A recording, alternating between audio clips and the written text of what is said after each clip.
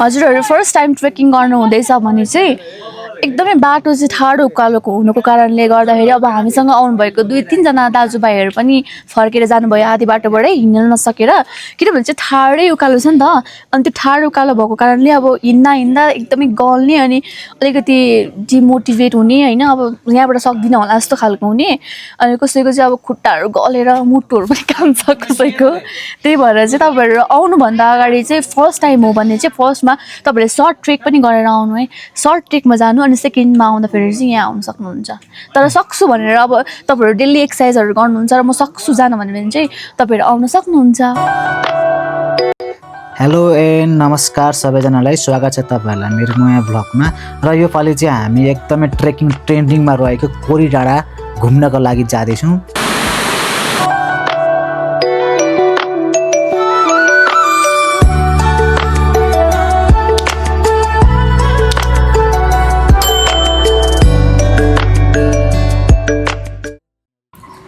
ढिलो भइसक्यो हतार प्याक गरेर अनि म लागेँ बस पार्कतिर।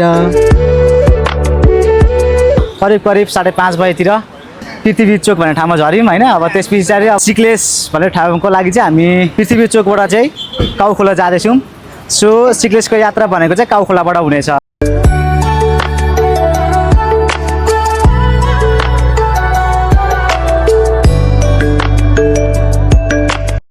फाइनली काउखोला आइपुग्यो र अब काउखोलाबाट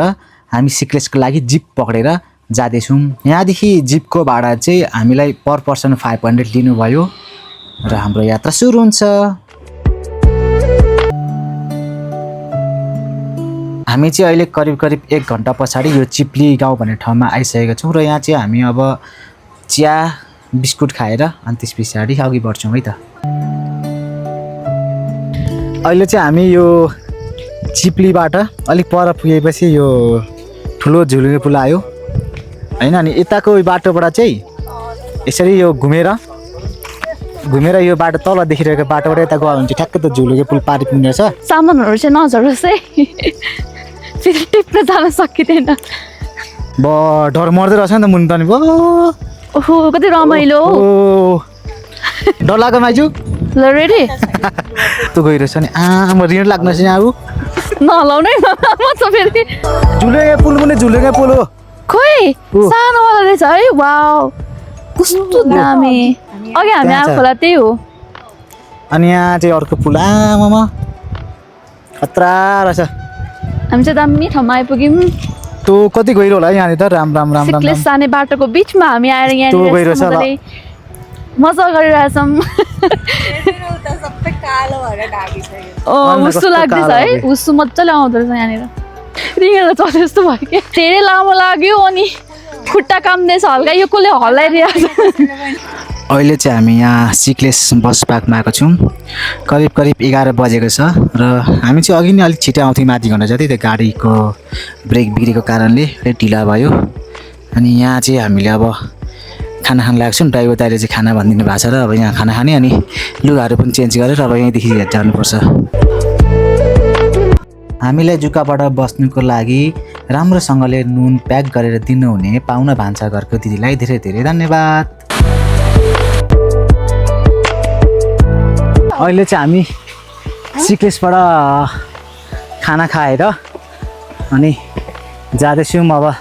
तासाको लागि। यसो गाउँ हेर्दाखेरि यो सिक्लेस र घान्द्रुक चाहिँ झन्डै सेम जस्तै नै छ होइन। यहाँ पनि टक्क धेरै गुरुङ बस्तीहरू रहेछ अनि घरहरू बनाएको पनि सेम त्यस्तै खालको। ल यो रहेछ हाम्रो सिक्लेसदेखि यता तलपट्टि खेतीपाती यहाँ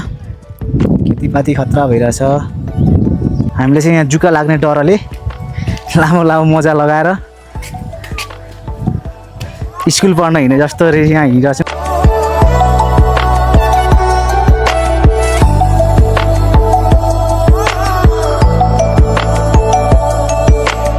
हिँडेको केही समयमै जुका लागे जस्तो सिकसिक हुन थालिहाल्यो। हामीलाई पुग्नु पर्ने टाढा छ अहिलेदेखि नै यस्तो। सिक्लेसबाट लगभग आधी घन्टा जति भयो हिँडेको। एकदम ओह्रालो छ अनि यो साइडमा चाहिँ यस्तो राम्रो खालको यस्तो खालि यो ढुङ्गाले बारेर राम्रो लाउनु भएको रहेछ। यो चाहिँ एकदम ठिक छ होइन। हामी सिक्लेसमा खाना खाएर हिँड्दाखेरि 12:30 भएको थियो र अहिले हामी हिँड्दै हामी यो रोडमा आएको थियौँ र यो यहाँ चाहिँ कोरी जाने बाटो त्यो साइडमा रहेछ र हामी सिडी गयौँ बाटो केही ऐसिलो भएकोले औषधि पनि खायौँ र देखियो खोला वाउ क्या दामी खोला झुलुङ्गे पुल पनि देखियो ल हो दामी झुलुङ्गे पुल फेरि अर्को आयो खोला पनि रहेछ यहाँनिर र दामी भ्यू चाहिँ दामी क्यामेरामा जस्तो त्यस्तो देखेको छैन एकदम बबाल छ र यहाँनिर छ हाइड्रो पावर छेउमा छ धारामा हामीले मुखेर धुयौँ हातखुट्टा धुयौँ पानी भर्यौँ फ्रेस भयौँ र हामी अब ठाडै उकालोतर्फ लाग्यौँ।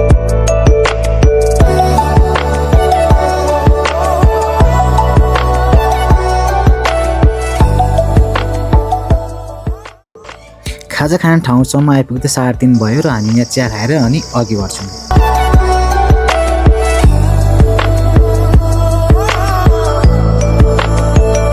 घना जङ्गलको बिचमा एकदमै शीतल हावा आयो शीतल भयो एकछिन भए पनि म्याक्सिमम जुका पर्ने एरिया यही हो ल चना अन्डा हुन्छ चिया सबै आउँछ अहिले चाहिँ चिया आउँदैन चिया आउँछ अहिले धन्यवाद सबैलाई। अनि पानी खाने छ र नि खाना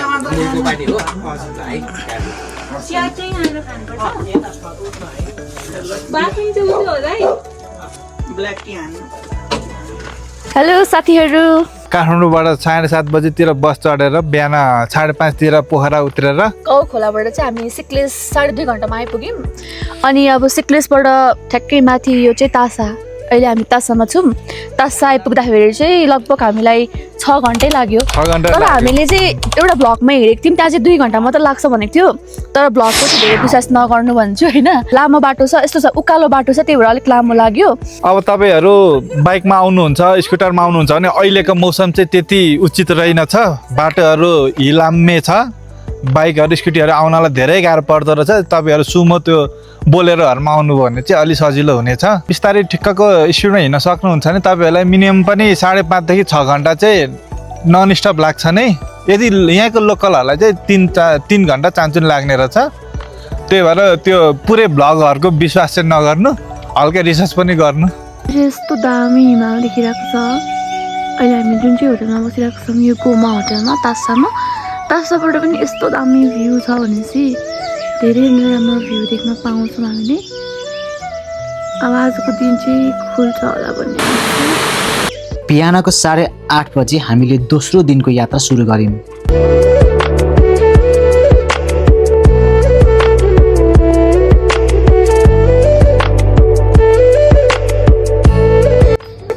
हिजो डे 1 मा हिँडेको बाटो भन्दा आज डे 2 को बाटो एकदमै धेरै राम्रो छ है त करिब 2 घन्टा हिँडिसके पछाडि हामी यहाँ लन्च खाने ठाउँमा आइपुग्यौँ अब हामी यहाँ लन्च खाएर अनि फेरि अघि जाने। हिजो आउँदाखेरि हामी चढेको उकालो भन्दा पनि यो उकालो चाहिँ एकदमै धेरै उकालो छ है 1 घन्टा त हामीलाई यो उकालो क्रस गर्नै लाग्यो के। साँच्चै तपाईँहरूले एउटा एकदम इम्पोर्टेन्ट कुरा है तासाबाट सिक्लेस पुग्नलाई लगभग 8 देखि 8.5 घन्टा लाग्छ यदि तपाईँ हामी जस्तो मान्छे बिस्तारै हिँड्ने हो भने र इन्ट्रेस्टिङ कुरा त के छ भने तासादेखि कोरी नपुगिन्जेलसम्मको बिचको बाटोमा हामीले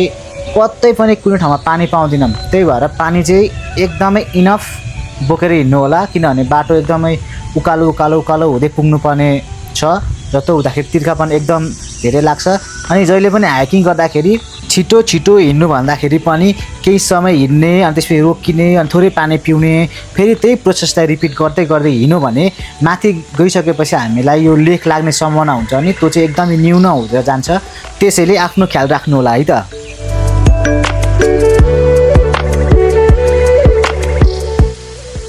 आजको ट्रेक भने साँच्चैकै ट्रेकिङको फिल दिइरहेको थियो हामीलाई हरेक मोडमा रङ परिवर्तन कुनै ठाउँमा बादल कुनै ठाउँमा घाम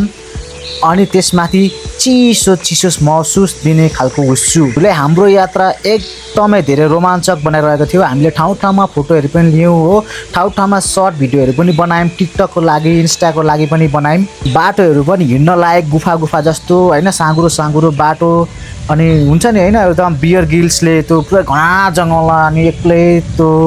सर्भाइभ गरे जस्तो महसुस हुने खालको यात्रा छ होइन हिजोको जस्तो चाहिँ छैन जस एउटै पाहाड चाहिँ चढिराख्नु पर्ने त्यस्तो छैन यहाँ चाहिँ जस गर्दै हिँड्दै गएपछि नयाँ नयाँ मोडहरू आउने चराचुरुङ्गीको धुनहरू त्यस्तै आउने होइन एकदम एक्साइटेड हुने क्या यो बाटो हिँड्दाखेरि चाहिँ एकदमै राम्रो छ एकदमै सही छ है यो बाटो चाहिँ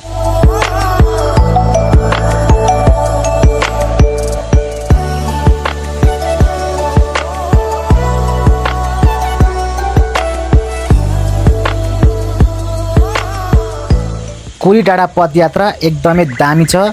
तर बाटोमा त तपाईँ फ्यालेका फोहोरहरूले भने कता कता मनमा नरमाइलो बनाउँछ साथै त्यत्रो बोर्डमा इन्स्ट्रक्सन दिइरहेको छ कि यहाँनिर ठुल्ठुलो म्युजिकहरू बजाउनु हुँदैन भनेर तर त्यहाँनिर पदयात्रा गर्ने मान्छेहरूले होइन एकदमै ठुल्ठुलो स्वरमा चाहिँ नि अब म्युजिकहरू बजाएर हिँडिरहेको छ होइन त्यस्तो कुरा चाहिँ कृपया रोकिदिनु होला अब भने यात्रा झन् रमाइलो भयो लागिरहेका हुच्चुहरूले गुराँसका ती रुखहरूमा लुक्दै हामीसँग लुकामारी खेलिरहेका थिए यी दृश्य देख्दाखेरि लाग्थ्यो ओहो कहाँ स्वर्ग जस्तो साँच्चै कोरी यात्रा स्वर्गै नै छ त्यहाँनिर केही बेर रोकेर हामीले फोटो भिडियो बनायौँ त्यस पछाडि हामी फेरि अघि बढ्यौँ यात्रातर्फ बाटोमा फुलिरहेका ती फुलहरू देख्दाखेरि मनै एकदमै आनन्द थियो जताततै गुराँसका रुखहरू साँच्चै नै गुराँस फुल्ने सिजनमा हामी आएको थियौँ भने कस्तो देखिन्थ्यो होला यो ठाउँ कस्तो हुन्थ्यो होला फुले भरिएको डाँडा कटिसकेपछि हामी एउटा चौतारीमा आयौँ चौतारीमा पुग्दाखेरि त्यहाँनिर भाइहरूले बसेर खाजाहरू खाइरहेको थिए र हामी आउन साथ उनीहरू लागे सायद हामीभन्दा निकै छिटो हिँडेर होला उनीहरूको विश्राम पुगिसकेको थियो र यत्रो उकालोमा पनि हेर भारी बोकेर कति मजाले हिँड्नु सकेका साँच्चै लाग्थ्यो हिँडेको जस्तो शक्ति हामीमा भए हामी कति चाँडो हिँड्ने थियौँ होला खैर हामीले पनि यहाँ बसेर केही खाजाहरू खायौँ खाजा खाँदै तिनीहरूलाई हेर्दाखेरि उनीहरू त हुस्सुमै हराए ओ माई गड माथि पुग्ने बेला भएर होला बाटोभरि नै एकदम फुलै फुल अनि हुस्सुसँगको लुकामारी त झन्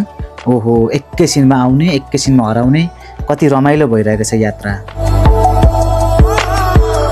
तासादेखि ननस्टप 8 घन्टाको हिँडाइ पछाडि हामी फाइनली कोली डाँडा पुग्यौँ यो चाहिँ हामी बस्ने होटल म चाहिँ पुग्ने बित्तिकै मोबाइल चार्ज गर्नेतर्फ लागिहालेँ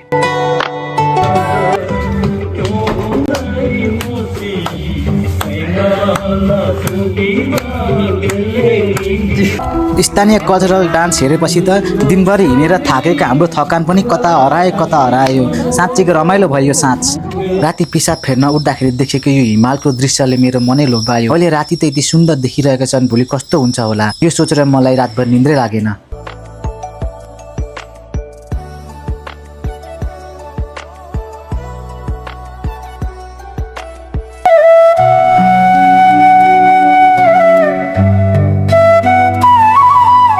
बिहान हावा सफा आकाश खुल्ला अगाडि माछापुच्छ्रे अन्नपूर्ण अनि लमजुङ हिमाल मनमा लागेको थियो स्वर्ग हेर्न भगवानलाई नेपाल आउनुपर्छ जस्तो छ हामीहरू अलिक छिटो आए जस्ता थियौँ किनभने फुलहरू त फुलेका थिए तर फुलले उचाइ लिएको थिएन तर पनि एकदम सुन्दर देखेको थियो फुलले ढाकेको जमिन अनि देखेको हिमाल वा बाटो सोचे जस्तो थिएन होटलको हालत पनि त्यस्तै नै थियो तर यो कोली डाँडा भने हामीले सोचेको भन्दा भिन्न थियो एकदम स्वर्ग जस्तो आज हामी फर्केर पोखरा नै पुग्नु पर्नेछ त्यही भएर अब हामी ढिलो नगरिकन सुइँकिसी तल झर्न थालिहाल्यौँ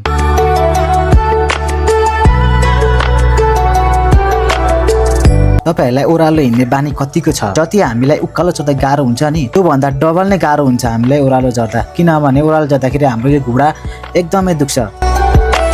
फर्किँदा चाँडै भर्छ लाग्यो करिब 2 घन्टामै हामी टासा पुग्यौँ र हतार लन्च गऱ्यौँ किनभने हामीलाई पोखरा पुग्नु छ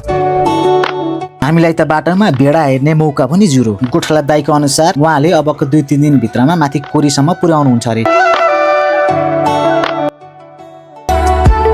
हामी करिब 7 घन्टाको हिँडाइपछि भनेको हामी 8:30 बजे हिँडेर 3:30 बजे चाहिँ तल हाइड्रो पावरमा पुग्यौँ हाइड्रो पावरदेखि अलिक पर गइसके पछाडि यो पुरानो बाटो आउँछ हामी चाहिँ अघि आएको झुलुङ्गे पुल नकटिकन अहिले चाहिँ हामी गाडी आउने बाटोमा आएको छौँ हामी चाहिँ हाइड्रो पावर भएको ठाउँबाट चाहिँ हामी अहिले सिक्लेस जान्छौँ र सिक्लेसबाट हामी सिधै पोखरा जानेछौँ यदि हामी हाइड्रो पावर हुँदै झुलुङ्गे पुल कटेर उकालो चढ्ने हो भने आज हामी पोखरा पुग्न सक्दैनौँ सिक्लेसमा बास हुन्छ त्यही भएर हामीले यहाँ गाडी मगाएको छौँ र हामी मात्रै जाने होइन हामीसँगै अरू पनि थुप्रै मान्छे हुनुहुन्छ अनि यहाँ यो हाइड्रो पावरको खोलाबाट माथि सिक्लेससम्म गएको चाहिँ 500 रुपियाँ लाग्ने रहेछ अनि फेरि सिक्लेसबाट चाहिँ पोखरासम्म गएको अर्को 500 त्यो टोटल 1000 रुपियाँ र हामी यो तिर्न तयार भयौँ किनभने हामीलाई आजै पोखरा पुग्नु पर्ने छ अनि हामी कति बजे पोखरा पुग्यौँ भन्दाखेरि लगभग 8 बजेको थियो होला पोखरा पुग्दाखेरि सिक्लेसबाट पोखरा पुग्नु 2.5 घण्टा अनि फेरि हाइड्रो पावरबाट माथि सिक्लेस पुग्नु 1 घण्टा लाग्छ नि फेरि कस्तो लाग्यो तपाईँहरूलाई हाम्रो कोरीको यात्रा कृपया कमेन्ट गर्नुहोला मन पर्यो भने लाइक पनि गर्नुहोला र सब्स्क्राइब गर्न पनि नभुल्नु होला thank you very much will see you in next video